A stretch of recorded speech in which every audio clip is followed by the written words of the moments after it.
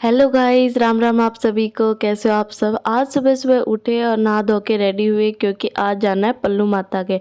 और वहाँ खाली पेट जाते हैं पर मुझे भूख लगाती है, इसलिए मैंने सुबह सुबह प्रसाद खाया। क्योंकि रोहित सालासर से प्रसाद लेके आए थे तो मैंने थोड़ा सा चूरमा खा लिया ताकि खाली पेट नहीं रहना पड़े। और फिर हम सब माता रानी का नाम लेके निकल पड़े पल्लू के लिए। तो हम सब रेडी थे पर ये सोच रहे थे कि जितना भी टाइम लग रहा है बस ये जाने के लिए लगे, वहाँ भीड़ ना मिले हमें। और फिर थोड़ी देर बाद मैंने बोला मम्मी मैं तो आपकी गोद में बैठ के जाऊंगी।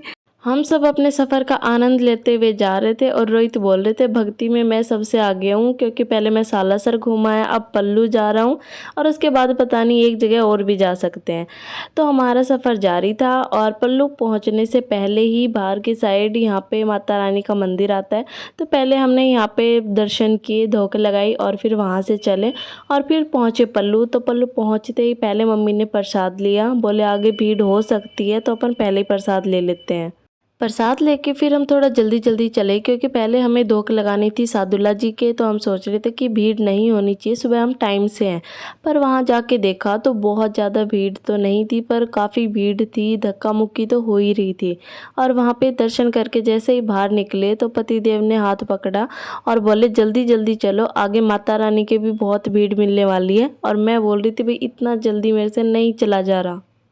और आगे जाके देखा तो माता रानी के लिए भी यहाँ पे लाइन लगी हुई थी, यहाँ पे बहुत ज़्यादा भीड़ हो गई थी।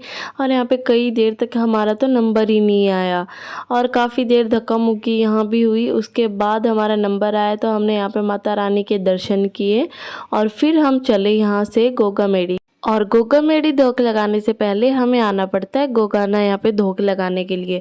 और जब हम यहाँ पहुँचे तो धूप बहुत ज़्यादा थी क्योंकि हम दोपहर में पहुँचे थे। तो यहाँ पे सभी के पैर भी जल रहे थे क्योंकि पत्थर है, फर्श है, वो बहुत ज़्यादा गर्म हो चुके थे। पर हमने अंदर जाके देखा तो यहाँ पे भीड़ बिल्कुल नहीं थी। तो हम यहाँ पे जल्दी जल्दी दर्शन करके वापस आ गए थे। और फिर वहाँ से अब हमें जाना था गोगा मेडी। तो हम सब यहाँ पे गाड़ी में बैठे और गोगा मेडी पहुँच गए।